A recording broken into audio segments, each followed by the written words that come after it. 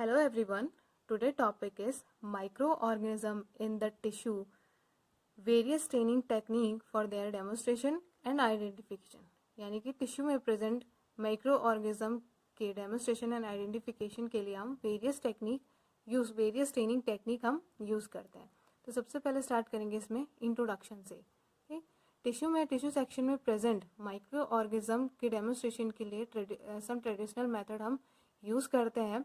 तो जो भी स्टेनिंग मेथड हम इसके माइक्रो ऑर्गेनिज्म के डेमोस्ट्रेशन के लिए यूज़ करते हैं, तो स्टेनिंग से पहले हम क्या करते हैं, सैंपल का स्मेयर प्रिपेयर करते हैं. जो भी सैंपल हमारा होता है उसका स्मेयर हम प्रिपेयर करते हैं. तो जो स्मेयर हम प्रिपेयर करते हैं उस स्मेयर में जो माइक्रो ऑर्गेनिज्म होते हैं या तो वो फिक्स्ड फॉर्म में प्रेजेंट होते हैं या तो फिर वो डेड फॉर्म में प्रेजेंट होते हैं. तो जो इसका डेमोस्ट्रेशन होता है माइक्रो ऑर्गेनिज्म का, वो डिपेंड करता है उनके स्टेनिंग कैरेक्टरिस्टिक पे, यानी कि माइक्रो ऑर्गेनिज्म के स्टेनिंग कैरेक्टरिस्टिक पे या फिर उनके सिंपल मॉर्फोलॉजी पे इनका डेमोस्ट्रेशन डिपेंड करता है.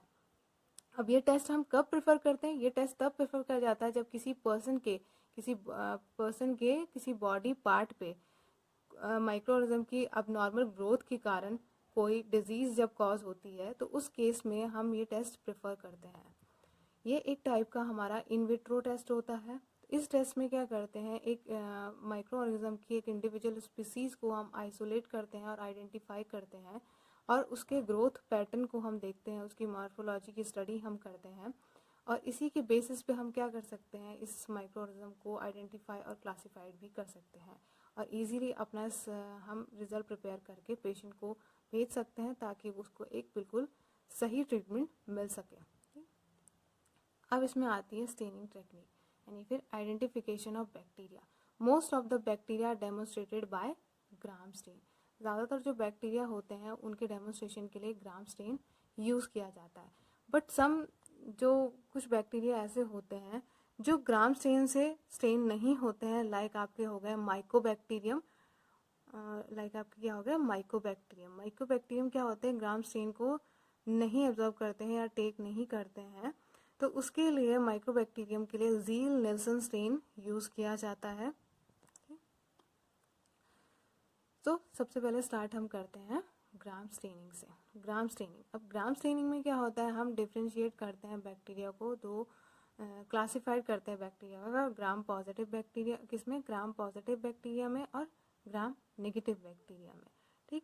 तो जो ग्राम पॉजिटिव बैक्टीरिया होती है उनकी जो सेल वॉल होती है वो उनके पास एक थिक पेप्टाइडोग्लाइकन लेयर होती है और जो ग्राम नेगेटिव बैक्टीरिया होते हैं उनकी जो लेयर सेल वॉल होती है वो थिन पेप्टाइडोग्लाइकन लेयर होती है. तो जो ग्राम पॉजिटिव बैक्टीरिया होते हैं वो प्राइमरी स्टेन यानी कि क्रिस्टल वायलेट को इजीली एब्जॉर्ब कर लेते हैं और ग्राम नेगेटिव बैक्टीरिया की जो सेल वॉल होती है थिन होती है, जिसकी वजह से वो इतने केपेबल नहीं होते हैं प्राइमरी स्टेन को एब्जॉर्ब करने में. तो फिर उसमें जब हम जब ग्राम्स आयोडीन या फिर मॉर्टेंट हम जब डालते हैं, ऐड करते हैं, तो उस केस में क्या होता है कि जो ग्राम पॉजिटिव बैक्टीरिया होते हैं वो उसमें प्रेजेंट क्रिस्टल वायलेट आयोडीन के साथ मिलके कॉम्प्लेक्स बना देते हैं. बट जो ग्राम नेगेटिव बैक्टीरिया होते हैं उनकी थिन पेप्टाइडोग्लाइकन लेयर होती है जिसमें कि बहुत ही कम अमाउंट में क्रिस्टल वायलेट एब्जॉर्ब हो पाता है. तो इस केस में जो ग्राम्स आयोडीन या जो मॉर्डेंट होता है वो ऊपर ही फ्लोट करता रहता है क्रिस्टल वायलेट के साथ.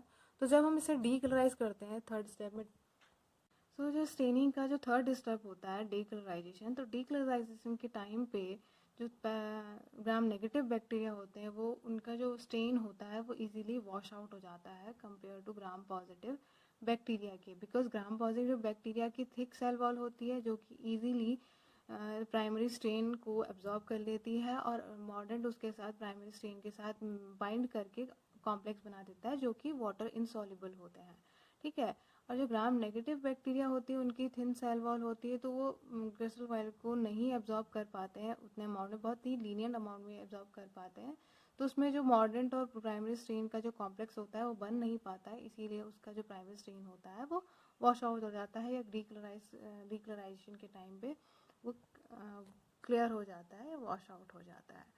और नेक्स्ट जो लास्ट स्टेप होता है जिसमें यानी कि काउंटर स्टेन हम जब ऐड करते हैं स्मेयर में, तो जो ग्राम नेगेटिव बैक्टीरिया होते हैं उनमें क्या है, उनकी सेल वॉल में कोई भी किसी भी टाइप का स्टेन प्रेजेंट नहीं होता है तो वो काउंटर स्टेन को एब्जॉर्ब कर लेते हैं, या काउंटर स्टेन से वो क्या जाते हैं, काउंटर स्टेन वो एब्जॉर्ब कर देते हैं।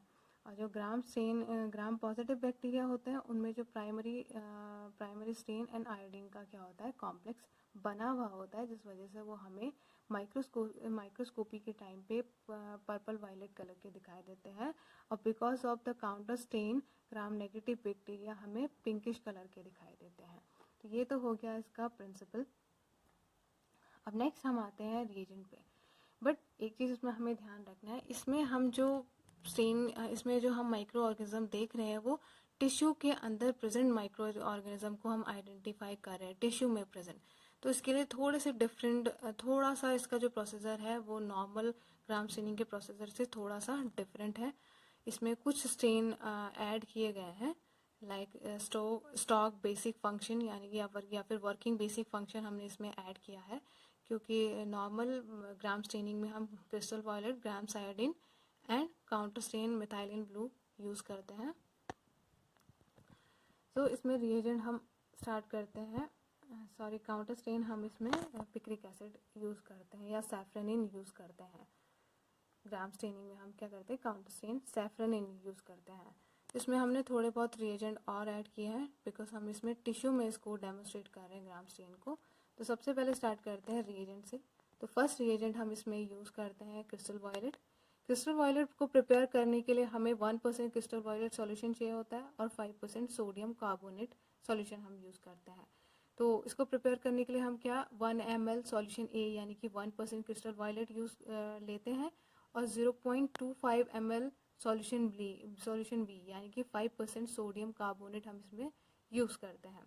सेकंड रिएजेंट इसमें हमारा है grams iodine solution. Grams iodine solution का जो कॉम्पोजिशन है वो है पोटेशियम आयोडाइड 2.0 ग्राम यूज़ किया जाता है, आयोडीन 1.0 ग्राम, और इनको डिज़ोल्व किया जाता है 300 ml डिस्टिल वाटर में। थर्ड जो रिएजेंट हम एसीटोन इसमें यूज़ करते हैं। फोर्थ आपका स्टॉक बेसिक फंक्शन स्टेन, इसका कॉम्पोजिशन होता है basic function 1.0 gram, ethyl alcohol 10 ml, phenol 5.0 gram and distil water up to 100 ml हम यूज़ करते हैं। अब वर्किंग बेसिक फंक्शन हमें बनाना है। अभी हमारे पास स्टॉक बेसिक फंक्शन था, उसे हमें वर्किंग बेसिक फंक्शन में प्रिपेयर करना है। तो उसकी प्रिपरेशन के लिए हम डाइल्यूशन प्रिपेयर करते हैं 1:10 का, यानी कि हम 10 ml स्टॉक बेसिक फंक्शन को डिज़ोल्व करते हैं 90 ml डिस्टिल वाटर में। तो ये हमारा प्रिपेयर हो जाता है वर्किंग बेसिक फंक्शन। और लास्ट आपका जो रिएजेंट आप यूज़ करते हो 0.1% picric acid in acetone use करते हैं। अगर इस सॉल्यूशन में ग्रीनिश टिंट प्रेजेंट है या दिखाई देता है तो हमें ये सॉल्यूशन डिस्कार्ड कर देना, तो इसे यूज़ नहीं किया जाता है। प्रोसीजर, सबसे पहले हम क्या करते हैं, डी पैराफिनाइज द सेक्शन। अब डी पैराफिनाइज यानी कि जब हमने टिश्यू प्रोसेसिंग किया था, सेक्शन कटिंग करा था, तो सेक्शन कटिंग के लिए हम ब्लॉक प्रिपेयर करते हैं, तो उसमें हम पैराफिन यूज़ करते हैं as a supportive media for the section cutting.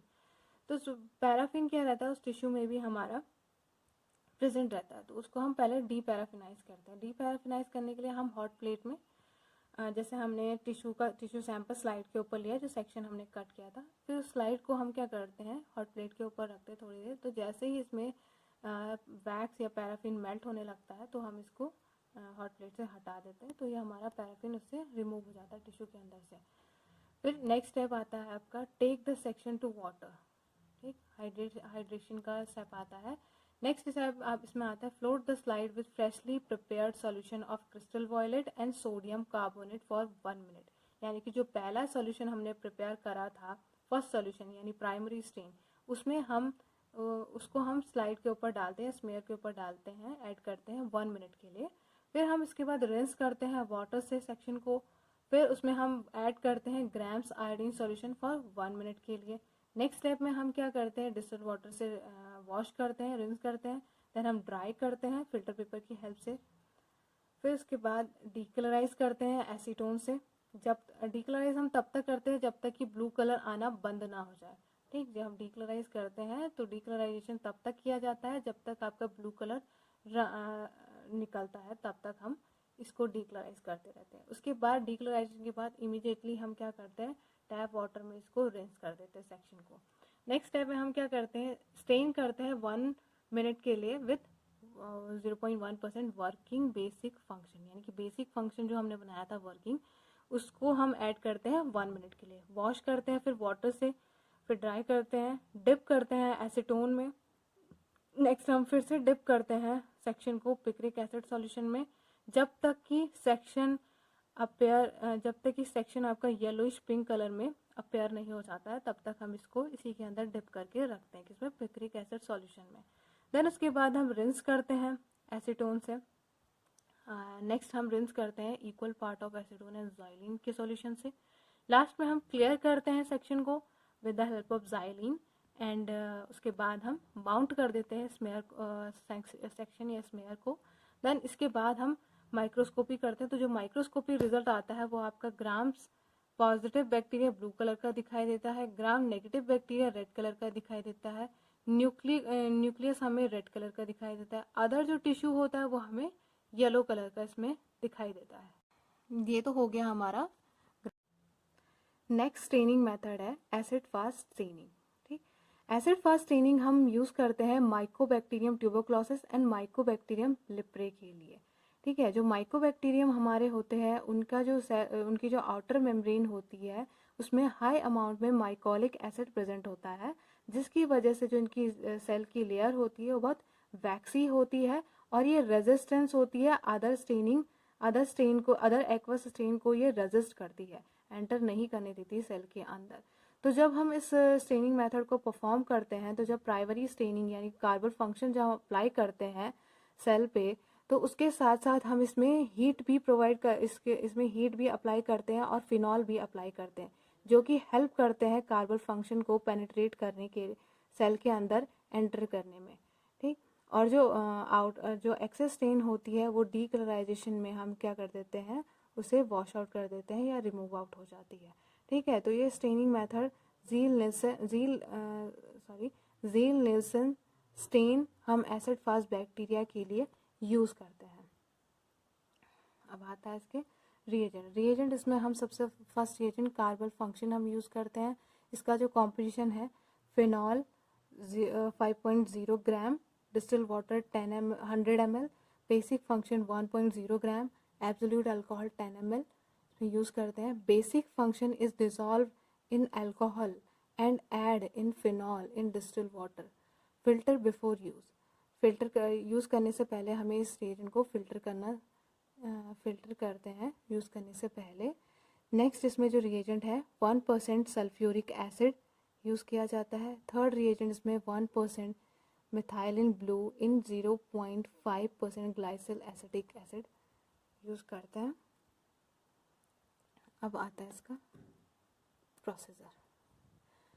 First step आता है हमारा डी पैराफिनाइज द सेक्शन, या फिर हम इसे कह सकते हैं डी वैक्स द सेक्शन, यानी कि जो पैराफिन वैक्स होता है इसमें हम फर्स्ट स्टेप में उस पैराफिन वैक्स को टिश्यू से रिमूव करते हैं। Second step take the section to water, यानी कि हाइड्रेशन का स्टेप आता है हमारा। Third step stain in carbol fuchsin at 37 degree Celsius for 1 hour और at 56 degree Celsius for 30 minute.